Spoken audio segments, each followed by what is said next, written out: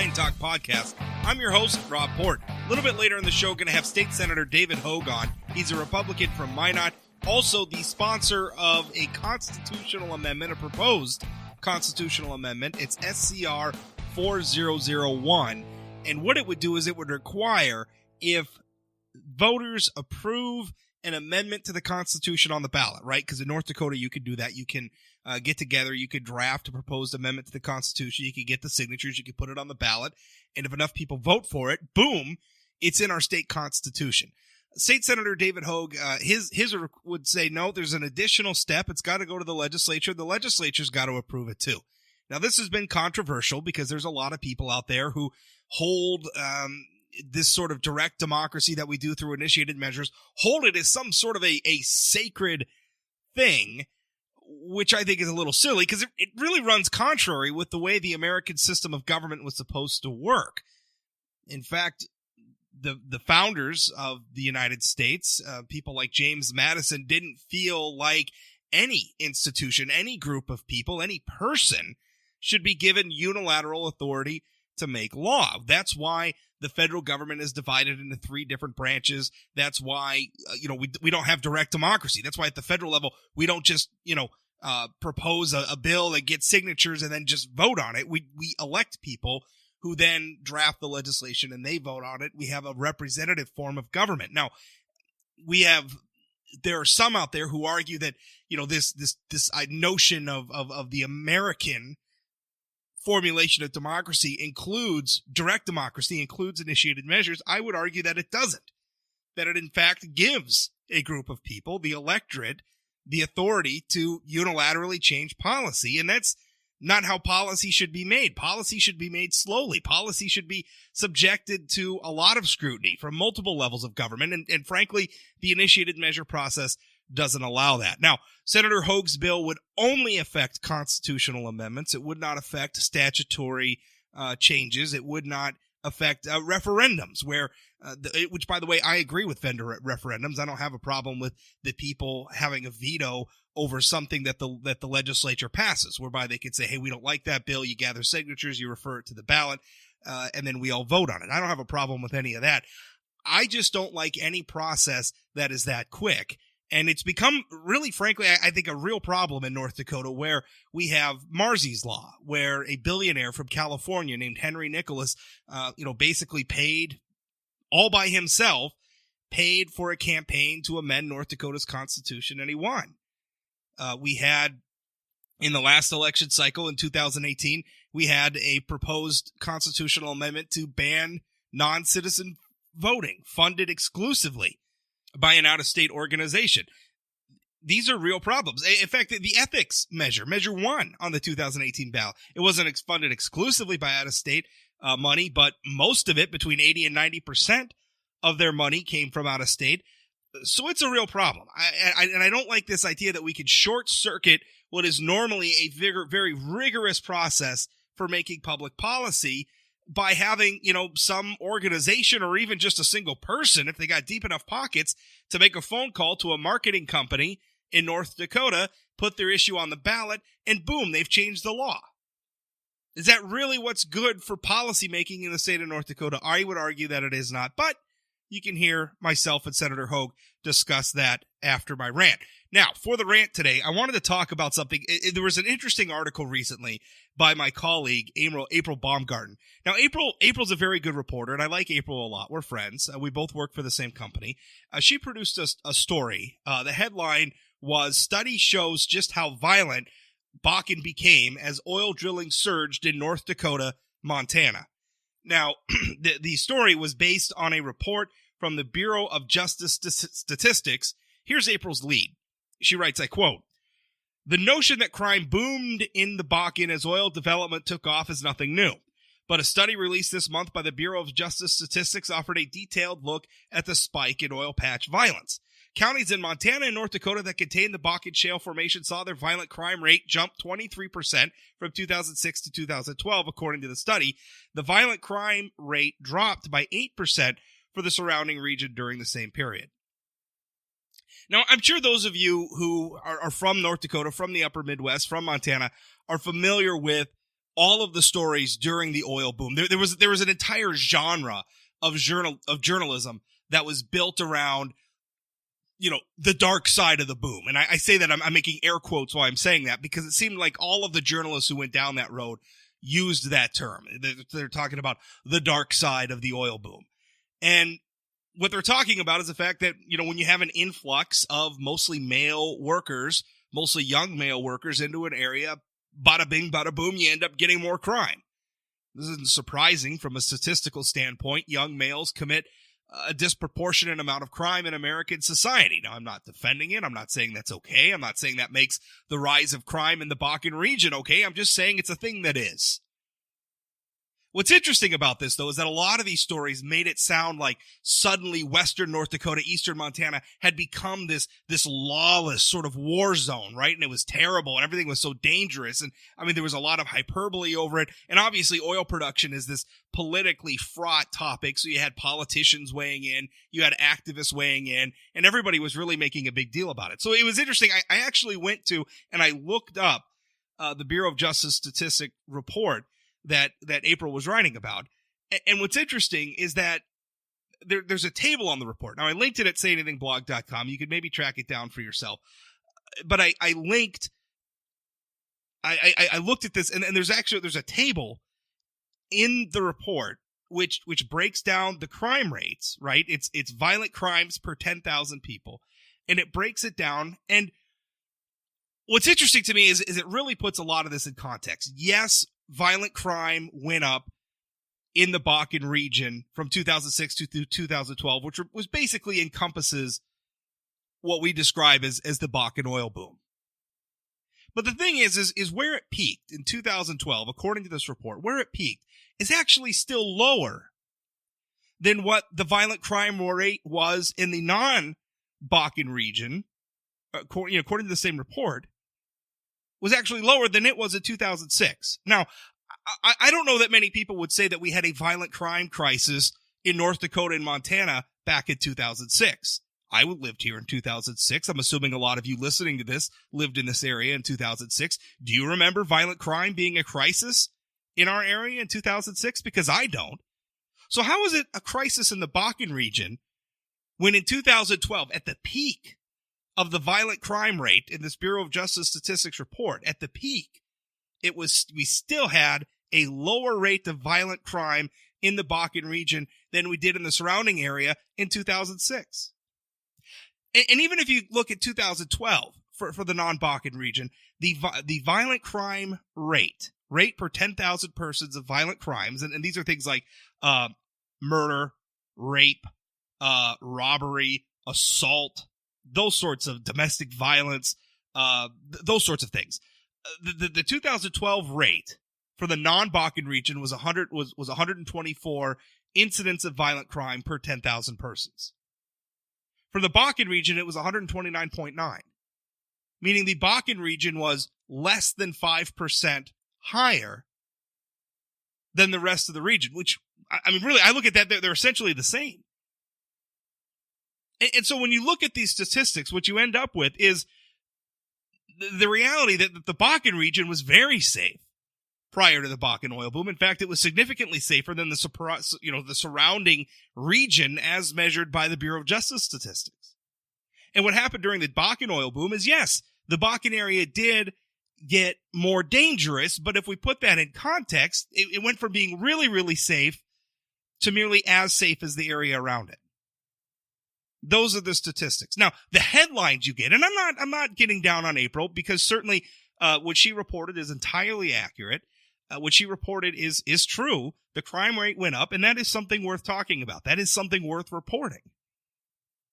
But it's missing some context, because the context is, okay, yes, the violent crime rate went up in the Bakken, but it went up to a rate that's at a level that's pretty much the same as all the areas around the oil fields. Does that justify a lot of the reporting we saw at the time, where the oil fields were again painted as this lawless area, this dangerous place to be, this place where all these horrible, awful things were happening? When violent crimes were happening there about the same rate as everywhere else? At the peak? At the peak in 2012, at the very highest? I just don't think that it does. And that to me, I talk a lot about the need for diversity, viewpoint diversity in North Dakota's newsrooms, and really the nation's newsrooms, because I feel like this sort of story where there's not really, I don't think there's an implicit ideological bias, right? I don't think April or anybody who was involved in the story set out to try to create something misleading or went out to try to create a certain, I think that they were just following the facts. I think the problem was there was nobody involved in the process to say, hey, wait a minute, there's another perspective from which to look at this. There's some context here which should be added to the story to round it out. I think a lot of times stories about complicated political and social phenomena like the Bakken oil boom, they don't get covered as well as they could be by newsrooms because they lack that diversity. We talk all the time about newsrooms needing, gender diversity and racial diversity and all these other types of diversity, and we don't really talk about viewpoint diversity. And it becomes important because, we want our stories to be well-rounded. We want our stories to present all sides, and sometimes, not intentionally, they just don't. Go to sayanythingblog.com if you want to see all the data yourself, and I embedded a copy of the full report there and also a link to April's article if you want to look at all this stuff for yourself and see if your perspective agrees with mine on it. But again, I think the more viewpoints we can include, the more perspectives we include, the better. That's it for today's rant. Next, my interview with Senator David Hogue.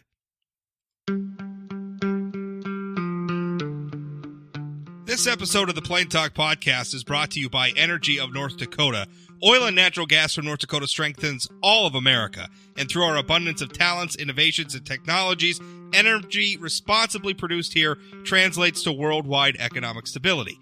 With producers and our communities working together, we're securing a sustainable future that generation after generation can build on. It's all happening right now with Energy of North Dakota. Learn more at energyofnorthdakota.com. State Senator David Hogue joins me. He's a Republican from Minot and also the primary sponsor behind SCR 4001.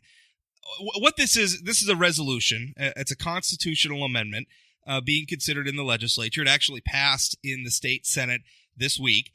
And what it would do, as it passed in the version that passed the Senate, what it would do is it would create a situation where if we initiate a ballot measure to amend the Constitution, right? Because in North Dakota we have this process where we can amend the Constitution or we can amend the state statutes by collecting a bunch of signatures and putting a piece of legislation on the ballot that then gets a yay or nay from the voters.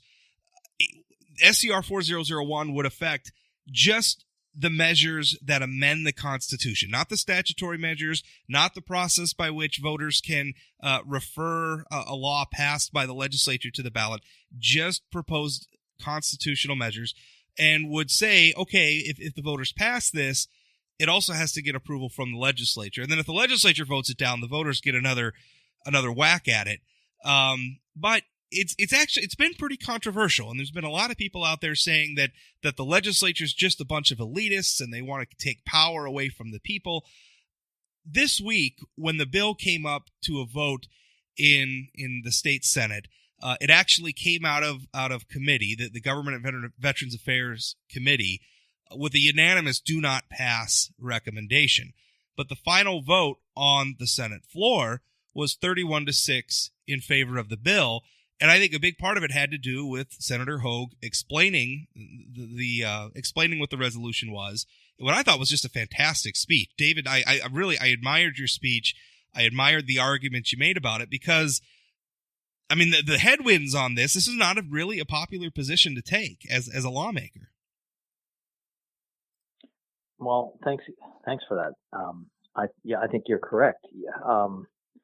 But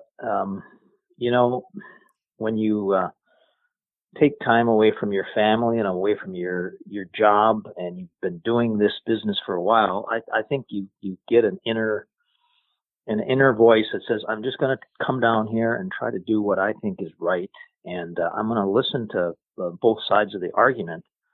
And in this particular measure, the vocal opponents, who I believe are the minority, have been extraordinarily vocal in their criticism of the measure, but the measure makes good sense for the people in North Dakota, and that is, it made good sense. When the founders adopted our Constitution, they thought that amending our Constitution should be a difficult process, and it should involve review by the people and approval by the people and review by the legislature. And so that's essentially what 4001 does. It takes us back to what the founders originally established for constitutional amendments. You said during your floor speech, and by the way, I put up full video of Senator Hogue's speech at sayanythingblog.com, so if you want to see it for yourselves, you certainly can there. One thing you said during your floor speech is, I feel like a little boy who has to stand up and say the emperor has no clothes. That's what our Constitution is right now. It is naked. Explain what you meant by that. Well, reference to that metaphor is sometimes people always agree that things are not what they are. They just ignore reality. And with our Constitution, we are one of the few states that permits this very low threshold for amending constitutions. That is, you don't need any legislative approval. You can get 28,000 signatures, which is a low bar itself because we know that can be acquired in 90 days. And it's a simple majority vote of the people, 50%. And when I said it's naked, you look at the last 3 constitutional amendments that have been proposed and passed, all 3 of them were funded overwhelmingly by out-of-state interests that don't necessarily share our values. The Marcy's Law was 100% funded by out-of-state. The citizen voter requirement was 100% funded by out-of-state. The ethics measure was it was below 90%, but it was in the upper 80% funded by out-of-state interests. And so, naked, vulnerable. It's vulnerable to some organization or some ideology coming in and changing the way we govern ourselves. And I hold up Marcy's Law because Marcy's Law was a reform to our criminal justice system that literally had no ability for prosecutors and judges and others to tell us what they thought of the measure, how the measure could be improved, until, of course, it's too late. It's in the Constitution, and our only way to change that is to try to re-amend our Constitution. And so that's what I meant by that. I think it's an interesting point. Now, I agree with you. I'm on your side in this debate, but just playing devil's advocate for a moment, I think what the proponents of initiated measures, what they would offer as a counter argument is that, it's government by the people. It's we the people. Ultimately, it's a participatory government, and the people have the ultimate interest. Like they're at the top of the organizational chart of government, if you will, under the American system. And they say if the voters approve of this, if the voters approve of something, what business does the legislature have saying no? Why should they even get the opportunity to say no? Well, they do have the opportunity, and that's, I guess, I get the way you phrase that. All we're doing with this resolution is giving the voters the opportunity to say, wait a minute, we think there is a better way for us to have ordered government and self-government. And when it comes to our Constitution, if they vote for 4001, they will be voting for the notion that there's going to be a more rigorous process for constitutional amendments. And I think that's the way it ought to be, because, there's only about 12 or 13 states that allow amendment of the Constitution through the initiated measure process. And of those, North Dakota is probably the lowest bar out of certainly of the 12 or 13 that permit it. And by lowest bar, I mean a simple majority and no legislative oversight. Now, it's interesting because, again, I think a lot of people and maybe you and I joked a little bit. I had a post recently about a civics test, the citizenship test, that people have to come and there was a there was that you passed with 100%. I passed with 100%, but I'm not in because according to a national survey conducted by the Woodrow Wilson Foundation, 55% of North Dakotans would fail that test. In fact, there was just one state in the nation where most of the citizens would pass the test. That was Vermont, and I'll tell you, even there, it was only 53%. So. And North Dakota, by the way, even though most of us would fail the test, we were still in the top 10 in terms of getting scores on the test. So it's not we're not doing very good nationally in terms of civics. And I think maybe this debate is an example of that, because a lot of people, they talk about America being a democracy and everything else. And I know there's that old debate, are we a democracy or republic or whatever. And I don't want to get into the semantics of all that. But I do want to talk about, because there was definitely an effort when the American system of government was created to avoid any group of people having unchecked power.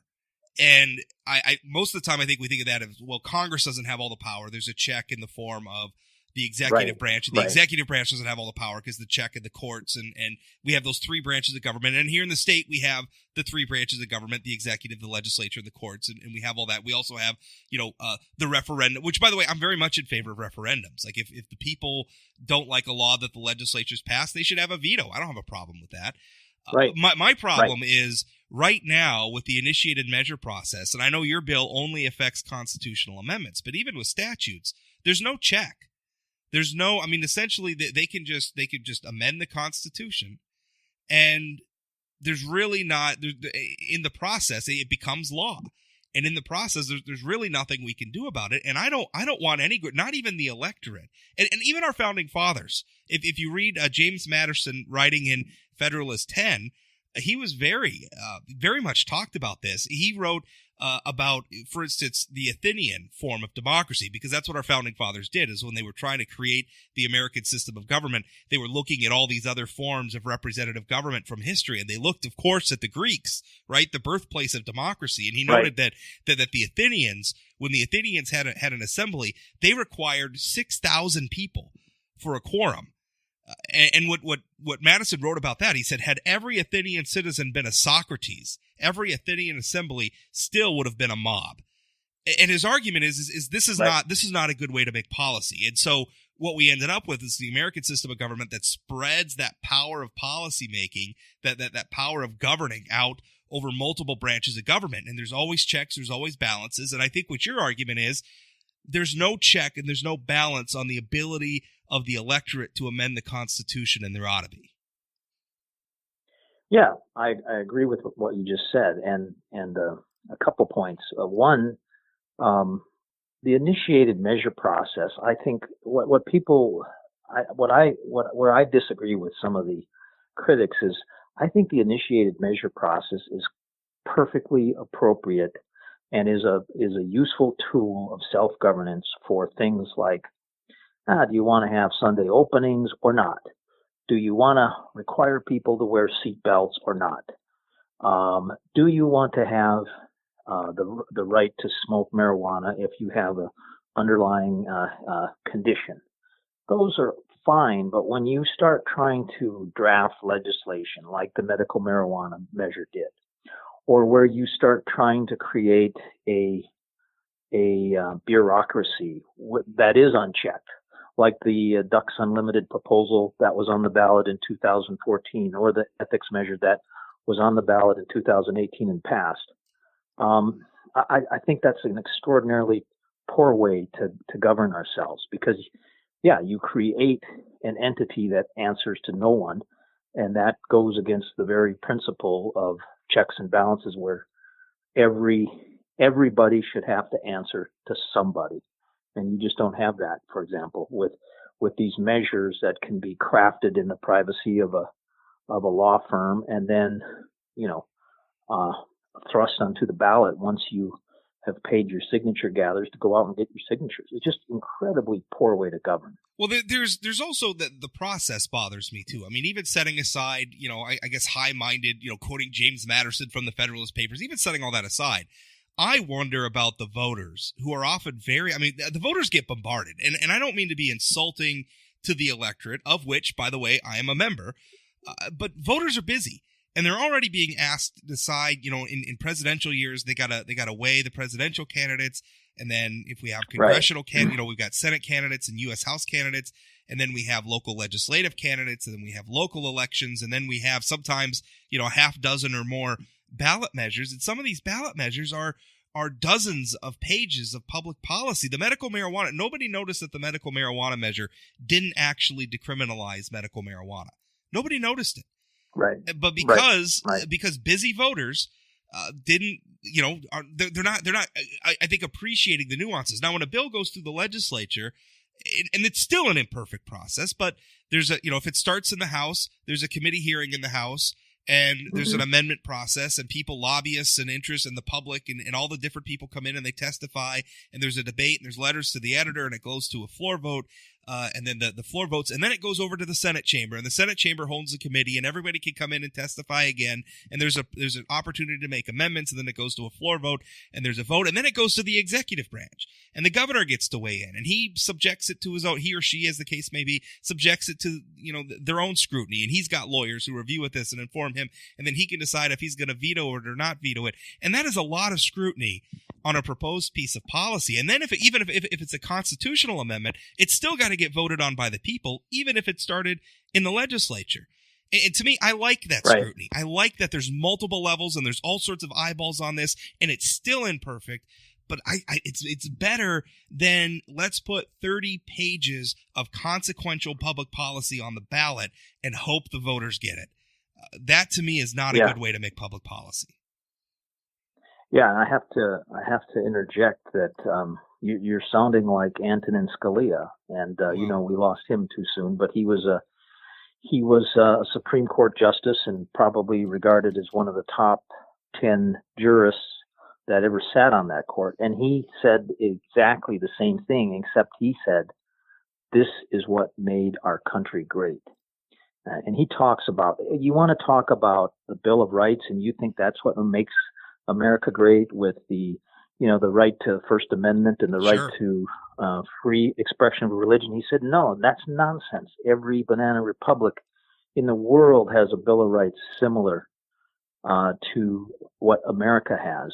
He talked about what makes America's governance structure the best is that we have not only the checks and balances, but we have bicameral legislatures, and it is hard to get a law passed. It's hard to amend our Constitution.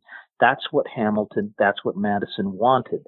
They wanted to, they thought they were over-governed, and they wanted to make it difficult.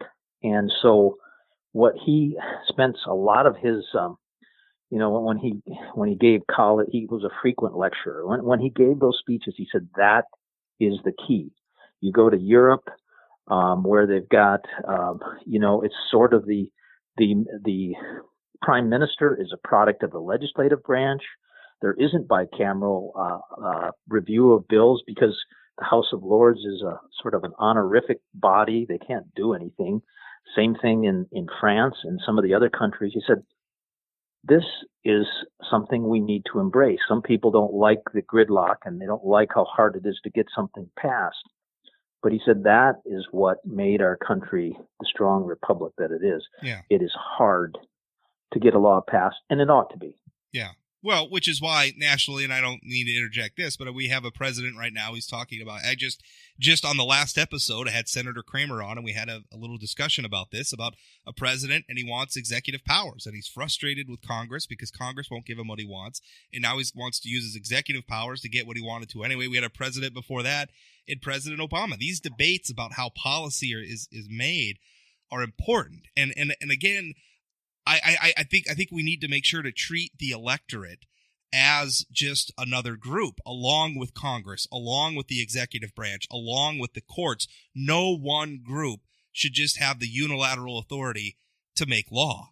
That's what I believe, and I think that's what you believe as well. Yeah, and a initiated measure that is voted on and approved by the people should be and is subjected to the same scrutiny of whether it complies with both the state constitution and the U.S. Constitution, and that's the way it should be. Well, I liked your speech. I was impressed with your ability to turn a unanimous do not pass recommendation into a lopsided victory on the Senate floor. We'll see. It's crossover at the end of this week, so we'll see what happens with this resolution when it hits the House. And of course, if the legislature passes it, we still got to get it approved by the voters. But I like where this is heading, and I thank you for standing up. I know for personal experience, I've been writing about this for a while. This is not an easy issue to stand up on. Right. Well, I want to thank you too, because it's not as you know from your colleagues that are in the business of in the media generally. They see this as just a like you said, an elitist encroachment on the power of the people, when, I mean, all that I think I'm after and the members of the Senate who voted for that was better self-governance. Yeah, I think that's exactly right. Senator, thank you for your time. Thank you. Thank you, sir.